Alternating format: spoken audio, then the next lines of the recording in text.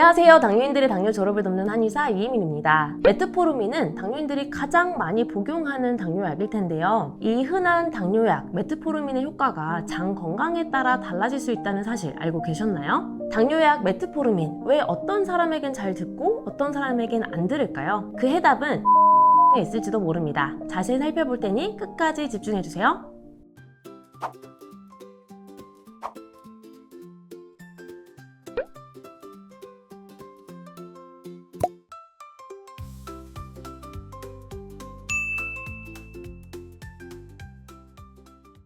메트포르민은 E형 당뇨병에서 가장 흔하게 처방되는 약이지만 그 효과는 사람마다 다르게 나타납니다. 어떤 분은 금방 혈당이 떨어지는데 어떤 분은 효과가 미미하거나 오히려 부작용 때문에 복용을 중단하기도 하죠. 최근 연구들에 따르면 이 차이는 단순히 개인차가 아니라 장내 미생물과 장 기능의 상태, 즉 장 건강에서 비롯됐다는 사실이 밝혀지고 있습니다. 스웨덴 예테보리 대학교 연구진은 메트포르민을 복용했는데도 혈당이 잘 떨어지지 않는 사람들의 장내 미생물을 분석했습니다. 그 결과 이들 환자에게는 이미다졸 프로피오네이트라는 독성 대사산물이 많았고 이 물질이 메트포르민의 혈당 강화 효과를 방해한다는 사실을 발견했습니다. 이 물질은 장내 미생물의 불균형 상태에서 생성되기 쉬운데요. AMPK라는 메트포르민의 주요 작용 타깃을 방해하면서 메트포르민의 효과 자체를 차단해버리는 것이죠. 결국 장내 환경이 좋지 않으면 약이 몸에 들어와도 제대로 작용하지 못하고 오히려 저항성만 생기는 것입니다. 이뿐만 아니라 메트포르민의 작용 부위가 실제로는 간보다 장에서 더 크게 작용한다는 사실도 밝혀졌습니다. 최근 동물 실험에서는 메트포르민을 12지장, 문맥, 정맥에 각각 투여했을 때 12지장을 통한 투여가 가장 큰 혈당 강화 효과를 나타냈다는 결과가 나왔습니다. 약을 장으로 직접 넣었을 때 장 점막과 간 사이에 장 간축에서 신호 전달과 대사 반응이 활발하게 일어나며 약효가 커진 것이죠. 이는 단순히 약물 농도보다도 장관을 통과하면서 생성되는 대사 신호가 치료 효과의 핵심임을 뜻합니다. 그렇다면 어떤 분들이 장 건강이 안 좋을까요? 묽은 면, 변비, 복부 편만감, 식후 피로, 잦은 트림이나 가스 같은 증상이 자주 나타난다면 장내 미생물 균형이 무너졌을 가능성이 높습니다. 이런 분들은 메트포르민을 복용해도 효과가 잘 나타나지 않거나 복용 후 설사, 위장 불편 같은 부작용을 겪을 수 있습니다. 이런 경우에는 평소 생활 습관부터 점검해야 합니다. 우선 식이섬유가 풍부한 채소, 잡곡, 해조류를 자주 드시고요. 김치나 된장, 청국장 같은 발효식품을 꾸준히 섭취하면 유익균이 늘고 장 점막이 튼튼해집니다. 반대로 단 음식, 밀가루, 튀김류 같은 가공식품은 유해균을 늘리고 장내 염증을 일으키기 때문에 피하셔야 하죠. 또한 아침에 규칙적으로 화장실 가는 습관과 하루 1.5에서 2리터의 수분 섭취는 장의 연동 운동을 도와주고 장내 환경을 안정시킵니다. 매일 30분 이상 걷기나 가벼운 운동도 장을 자극해 유익균을 늘리는 데 도움이 됩니다. 수면도 중요합니다. 밤 11시 이전에 자고요. 6시간에서 8시간 깊은 수면을 취해야 장내 미생물의 생체 리듬이 유지되고 염증도 줄어듭니다. 스트레스를 줄이는 것도 핵심인데요. 스트레스를 많이 받으면 장내 유해균이 늘고 메트포르민의 효과도 떨어질 수 있습니다. 저는 실제로 당뇨인 50명과 정상인 50명의 대변을 비교 분석해 당뇨인에게서 락티카제이 바실러스라는 유익균이 유독 부족하다는 사실을 발견했고요. 이 연구는 2025년 SCI 저널에도 정식으로 게재됐습니다. 그래서 저는 이 유익균을 직접 보충할 수 있는 유산균 제품을 만들기로 했습니다. 수많은 실험 끝에 락티카제이 바실러스 특허균주의 식후혈당을 낮춰주는 바나바이 분말, 당 함량은 0g, 그리고 당뇨인을 위한 맛까지 고려한 제품, 바로 락티 7.8을 개발하게 되었습니다. 이 유익균은 당뇨인의 장내 환경을 정상인의 기준인 락티카제이 수치 7.8을 회복한다는 의미에서 이름 붙여졌습니다. 만약 메트포르민 효과가 떨어지거나 소화불량과 변비로 혈당 조절이 어려우셨던 분들이라면 이제는 장내 유익균부터 점검하고요. 채워가는 방향을 함께 생각해 보셔야 합니다. 실험 데이터를 기반으로 당뇨인을 위해 만든 유산균, 락티 7.8이 궁금하신 분은 아래 고정 댓글을 확인하시거나 1644-5178로 문의주세요. 오늘 내용 3줄 요약해드립니다. 1. 장내 유해균이 많고 염증이 심하면 메트포르민 효과가 떨어지고 부작용이 증가할 수 있다. 2. 따라서 혈당 조절을 위해서는 약물 이전에 장 건강을 먼저 살펴보는 것이 중요하고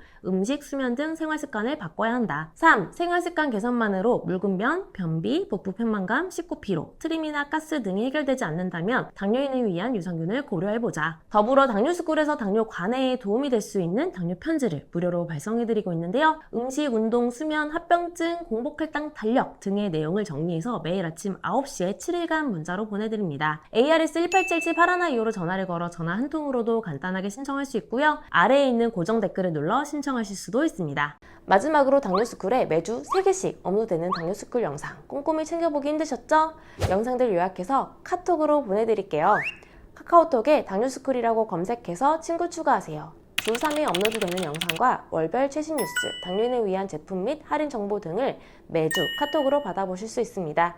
아래 고정 댓글 확인하시고 지금 바로 카톡 친구 추가하세요. 감사합니다.